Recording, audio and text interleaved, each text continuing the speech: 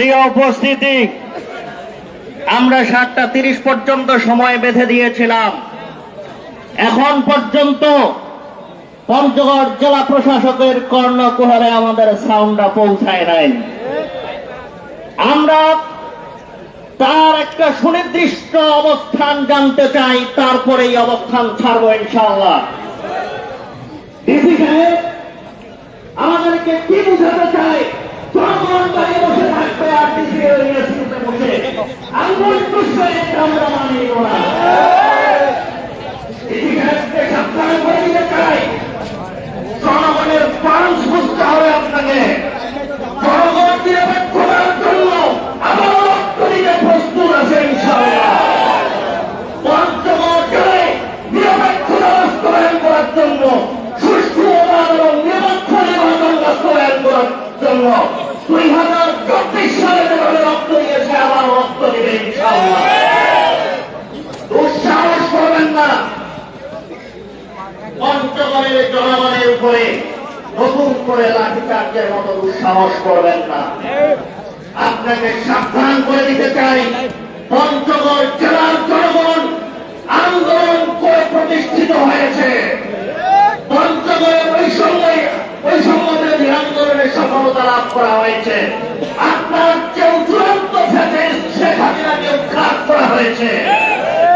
অতএব পঞ্চগড়ে থাকতে গেলে নিরপেক্ষতা নিশ্চিত করে তারপরে থাকতে হবে, নাহলে পঞ্চগড় থেকে আপনি কিভাবে বাইরে যাবেন এই রাস্তা খুঁজে। সম্মানিত ডিসি, ওনার মেরুদণ্ড ভাঙ্গা মেরুদণ্ডহীন একটি মানুষ আধা ঘন্টার স্টেট পাইল, আধা ঘন্টার সময় না হলো, এই আধা ঘন্টার মধ্যে উনি চাইলে পঞ্চগড়কে নিয়ে ট্রেন করতে পারত, কিন্তু তিনি করলেন না। এটাই প্রমাণিত হলো এই পঞ্চগড় জেলা প্রশাসন এবং রিটার্নিং অফিসার হচ্ছে মেরুদণ্ডহীন অথর্ব ডিসি। তার বিরুদ্ধে আমাদের এই অবস্থান কর্মসূচি চলতেই থাকবে ইনশাআল্লাহ। আপনারা থাকবেন।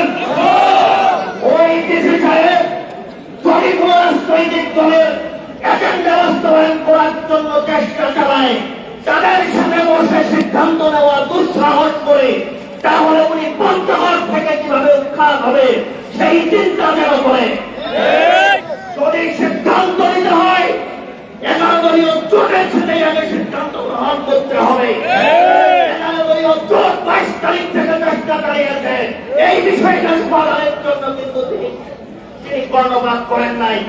বারবার তার কাছে দেওয়া হয়েছে, গতকাল চৌরাতে দেওয়া হয়েছে, কিন্তু তিনি সময় দেন নাই। আপনারা শুনে আশ্চর্য হয়ে যাবেন, পঞ্চগড় জেলা প্রশাসক গোপন বৈঠক রাজনৈতিক দলের সাথে, কিন্তু 11 দলীয় জোটের মতো বৃহত্তর একটি রাজনৈতিক দলের সিদ্ধান্ত এবং তাদের চাওয়া পাওয়াকে কোন প্রকার গুরুত্ব দেওয়া হয় না। অতএব আপনারা এই অবস্থান কখনোই ছাড়বেন না যতক্ষণ পর্যন্ত আমাদের দাবি আদায় হবে না। আপনারা থাকতে রাজি আছেন? পঞ্চগড়ে কোন রাজনৈতিক দলের এজেন্ডা কোন প্রশাসন দিয়ে বাস্তবায়ন করতে দেওয়া হবে না। তারা যদি ওই রাজনৈতিক দলের প্রতিনিধিত্ব করতে চায়, ওই অথর্ব রাজনৈতিক দলের নেতা যেন ওই রাজনৈতিক দলের প্রতিনিধিত্ব করে 4 বছরের অথবা ওই তথাকথিত সম্পাদকের যেন ভেতর ভিত্তি করে রাজনীতি চর্চা করে। ওই কিছু অভিযোগ চেয়ারে বসে কোন প্রকার রাজনৈতিক এজেন্ডা আমরা হইতে দেব না। রাজনৈতিক দল কে ক্ষমতায় বসানোর এজেন্ডাকে বাস্তবায়ন করতে দেওয়া হবে না। আপনারা অবস্থান নিয়েছেন, অবস্থান ছাড়বেন না যতক্ষণ পর্যন্ত